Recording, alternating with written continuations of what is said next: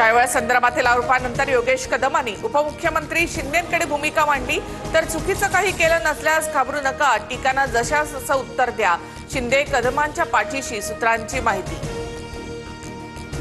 शिफारस केली मात्र सीपींनी परवाना दिला नाही। कुणाचा दबाव होता याची चौकशी होणार। कोणाचीही चूक असल्यास ऍक्शन घेण्याच्या सूचना। गायवळ प्रकरणात अजित पवारांकडून स्पष्ट। सचिन गायवळचा गुन्हेगारी रेकॉर्ड, आमच्या कार्यालयाकडून कोणताही परवाना दिला नाही। गँगस्टरला परत आणण्याची प्रक्रिया सुरू। पुणे पोलीस आयुक्त अमितेश कुमार यांची माहिती। पोलिसांनी नाकारल्यानंतर सुद्धा गायवळला शस्त्र परवाना कसा मिळाला? ही कॅबिनेट नसून गुंडांची टोळी। गायवळ प्रकरणावर संजय राऊतांची टीका।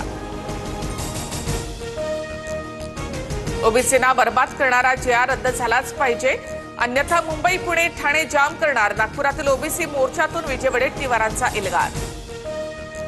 मोर्चा काढा किंवा काही करा,